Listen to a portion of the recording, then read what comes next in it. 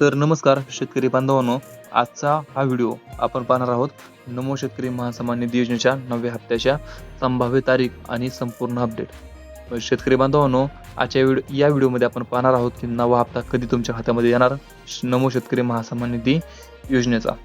तर 9व्या हप्त्याची संभाव्य तारीख काय आहे आणि संपूर्ण अपडेट काय आहे, चला जाणून घेऊया ह्या व्हिडिओमधून। मित्रा, राज्यातील लाखो शेतकरी मागील अनेक दिवसापासून एकाच प्रश्नाचं उत्तर शोधत आहेत।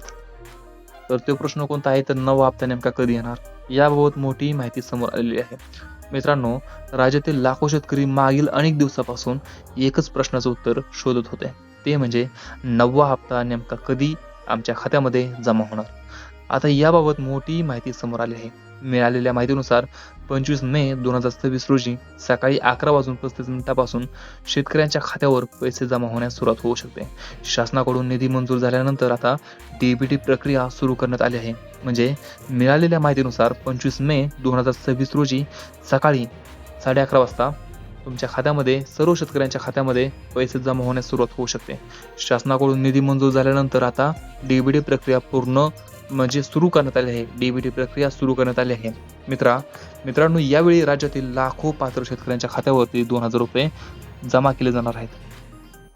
काही शेतकऱ्यांना 8वा हप्ता आणि काही शेतकऱ्यांना 9वा हप्ता एकत्रित मिळू शकतो, म्हणजे 4000 रुपये देखील एकत्रित येऊ शकतात। यावेळी राज्यातील लाखो पात्र शेतकऱ्यांच्या खात्यावर 2000 रुपये जमा केले जाणार आहेत। काही शेतकऱ्यांना 8वा हप्ता आणि काहींना 9वा हप्ता एकत्रित मिळू शकतो, परंतु प्रत्येक शेतकऱ्यांनी काही महत्त्वाच्या गोष्टी तपासणं आवश्यक आहे। त्याचवेळी 4000 रुपये किंवा 2000 रुपये तुमच्या खात्यामध्ये येऊ शकतात। सर्वप्रथम म्हणजे बँक खाते सक्रिय आहे का ते तपासा।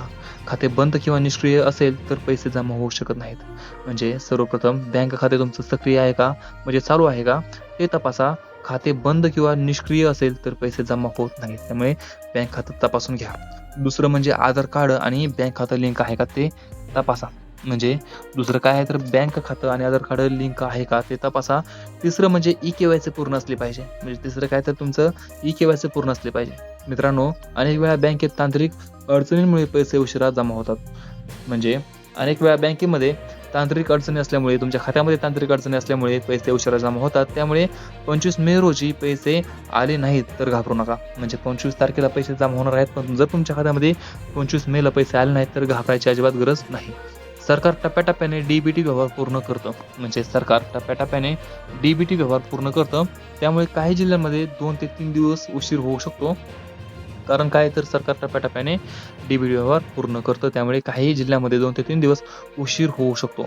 आजकाल सोशल मीडियावर अनेक खोट्या बातम्या फिरत आहेत, त्यामुळे फक्त अधिकृत माहितीवर विश्वास ठेवा। सोशल मीडियावर आजकाल काय, तर अनेक खोट्या बातम्या लय फिरत आहेत, त्यामुळे फक्त तुम्ही अधिकृत माहितीवर, अधिकृत GR वरती विश्वास ठेवा। जर तुम्हाला तुमचं स्टेटस तपासायचं असेल, म्हणजे जर तुम्हाला तुमचं स्टेटस तपासायचं असेल तर CSC सेंटरला किंवा अधिकृत पोर्टलला जाऊन तपासू शकता। त्याचबरोबर तुमच्या खात्यामध्ये 25 मे या दिवशी पैसे तुमच्या खात्यामध्ये जमा व्हायला सुरुवात होणार आहे, त्यामुळे घाबरू नका, काळजी करू नका, थोडा संयम ठेवा, थोडी वाट बघा। तुमच्या खात्यामध्ये येत्या काही दिवसामध्येच पैसे जमा होण्याची दाट शक्यता आहे। तर तुम्हाला हा व्हिडिओ कसा वाटला खाली कमेंटमध्ये नक्की सांगा। व्हिडिओ आवडला असेल तर व्हिडिओला एक लाईक करा, त्याचबरोबर आपल्या चॅनलला सबस्क्राईब करायला अजिबात विसरू नका। आपण भेटू पुढच्या व्हिडिओमध्ये, तोपर्यंत जय हिंद, जय महाराष्ट्र।